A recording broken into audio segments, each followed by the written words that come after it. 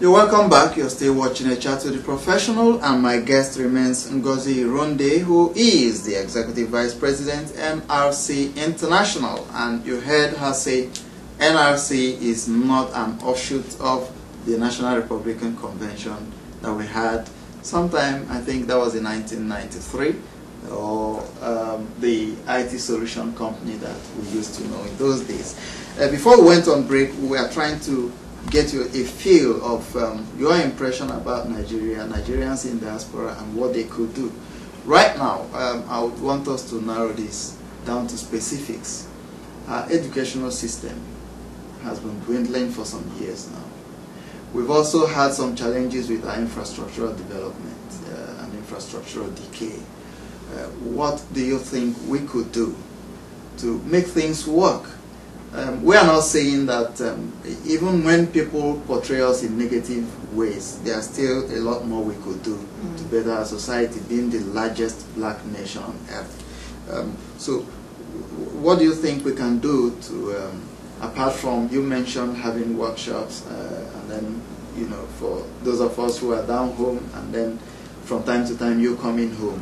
Outside that, what about grassroots educational development?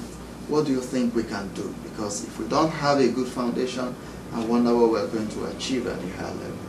Absolutely. You know, if you stop at Lagos, you think things are doing well. If you stop at Abuja, you think things are going well within that country. But when you travel back to the east, for example, where my parents are from, in Aba area, you'll notice that things aren't that well. There's just a state of dilapidation so much that you see there. And so my thinking is that early childhood education, fostering that from very early stages, would be very useful, because if you don't get it when you're very young, it's very difficult to apply the fundamentals when you get older. So what do you think we can do? Yes, we've so much complained about laxity on the part of the government. The private sector could come in. Nigerians who are living outside Nigeria could as well come in. It mustn't come in form of cash. Don't you think there could be some program designed by Nigerians in diaspora to once in a while join forces, mobilize themselves, come home, and see how they can, you know, bring to bear some of these sophistication that you enjoy in the Western world when it comes to education? For instance, what's the level of internet usage in Nigeria? You know, compare that to what you have over here. Our youth, as it were, applying the use of the internet positively. I absolutely think that there are things we can do, those of us that are here. Private investment, there are a lot of very successful business people here, successful Nigerian citizens. And I think coming back there and being able to just set up a place where young people can gather, and where education and tutoring is provided to them over and above what's offered in a classroom. If it's education and technology, then set up a place with the latest technology where they dabble in those things. If it's education in a particular curriculum, then set up a coursework where young people can go after school some days, even on weekends, where they can participate in extra learning, extracurricular activities. Okay. Quite often Nigerians in diaspora talk about things that should be, but I haven't seen that level of participation that is required to effect such positive changes. You more or less just talk, and then you run back to the States or wherever you are. What can we do to ensure that Nigerians in the diaspora, let me be particular about the US, perhaps there are things you know that we don't. What do you think we can do to draw you back home, to be a part of what's going on, rather than just stay here and say things that should be? For me, as far as I'm concerned, is theory, and I'm not a student of theory, I'm a practical student. So what can we do to ensure that you can come home, to practicalize some of these things that you see? Make it safe for me to come home. I want so much to participate in what's going on there, to give back to my country, to bring back the things that work well here. But I can't if I come home and I'm constantly having to watch where I go, or having to hire 6 bodyguards to guard me for the 2 weeks that I'm here. That's extraordinarily expensive. Okay. There is no incentive for me to come back in that way. Well, the security situation you're talking about, if you ask me, it's not very long. all started. So what would have been the problem before the security situation? Time was when, back in my village, I don't need to lock up any gate. In fact, as a matter of fact, we had no fence, right? And we never looked for anything. So what happened then? Why did we have to wait until, you know, the situation got so degenerated, and now we're talking about making it safe for ourselves? So I think there must be a fundamental issue, which is what I request of those of you who are here, to perhaps come together and find the major issue, the major reason. Because to be honest with you, I'm not going to take it that the only problem is security. Insecurity is very, very new. As far as I'm concerned, it's alien to our culture.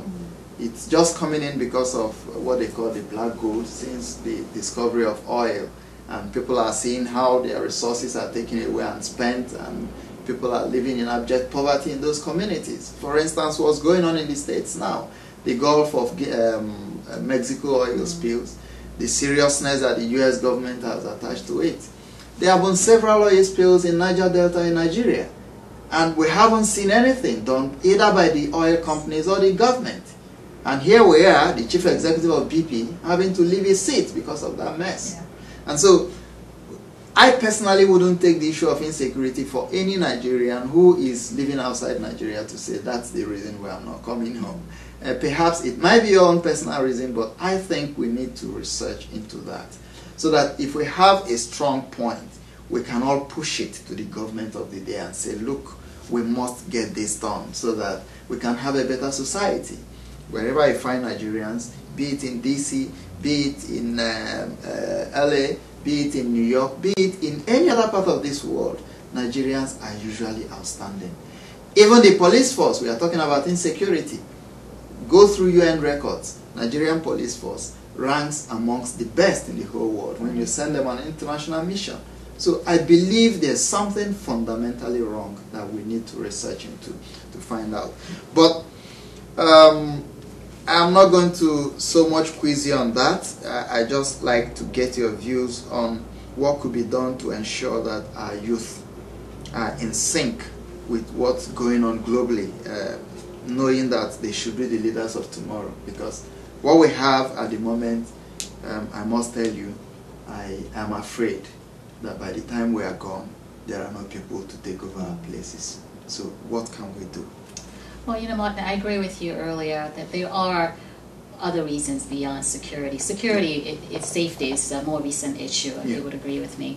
But there's also the sense that our leaders are not serious. They're not serious, because if they are serious, they would put their mouth where their money where their mouth is.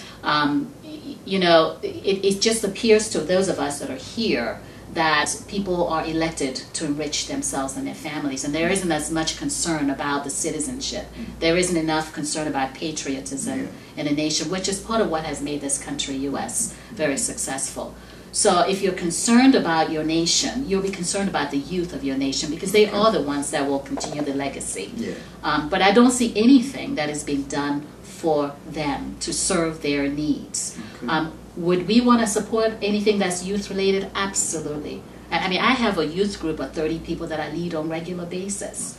And I know what their concerns are. But I don't know if our leaders know the concern of the youth. They go to school, they get educated, but there's no job. You know what I mean? So you have to step back and say it's more than just getting elected. You have to be elected to serve your people.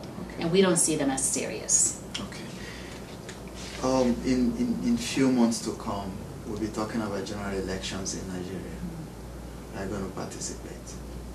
I would love to. We have even approached the government about providing security. But then that's a whole different conversation altogether, in the way security is managed there. Now, the security issue, I can assure you that if as Nigerians we all rise up and say enough, it's going to stop. That's the truth. It's happened in so very many other countries, and it can happen in our own country. Well, in fact, we have offered. The problem we have is we just do the talking and nobody acts. If we all rise up and say enough, it's going to stop. Nigeria, if you ask me, is one of the easiest countries to govern. And that's the truth. It's one of the easiest countries to govern because the people All they need is quality leadership, yes. good direction. And so if we have more of our people coming out to say, look, this is what we want, I believe there's going to be a positive change. And that's what I ask of all of you who are outside Nigeria. Well, it's been my pleasure talking with you. This is a professional handshake. And let me ask you, when last did you visit Nigeria? I was in Nigeria in December. I go every 4 months. Every 4 months. Good. But I'm not certain you've gotten this. Have you? So no.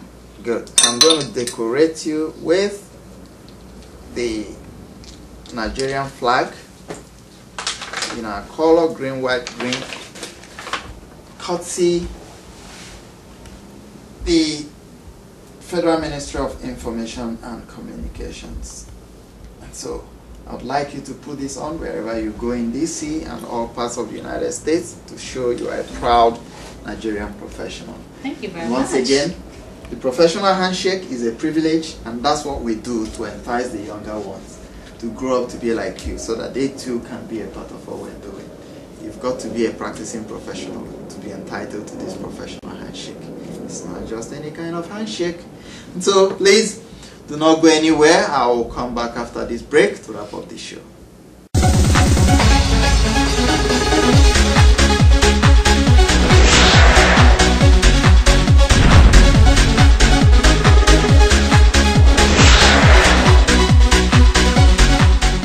Alright, viewers, I'm afraid that's the much we can take today on the show, HR to the Professional. I've had a fulfilling moment with Ngozi Irondi talking about Nigeria, what should be, what should not be, the challenges the diasporans are facing coming back home, and so on and so forth. So the practicing professionals back home, I encourage you to look at these guys who are outside the shores of Nigeria, the marks they make when they are not here. And see how you could borrow what they do. I know we are facing a very difficult time here, doing what ordinarily shouldn't take us the kind of stress that we go through to do. But be encouraged by the fact that some of these Nigerians who are living in other people's countries are doing well. So let's see how we can borrow a leaf from how they practice where they are to better our own society. And I would encourage symbiotic relationship between Nigerians at home, Nigerian professionals at home, and the ones in the diaspora, so that we could fashion out what we could call our own local content in terms of policies and ways of doing things, rather than just go borrow what they do in the Western world, forgetting our cultural background. So, till next week when I come your way, I remain Martin Sowu saying stay blessed, and I'll see you next week.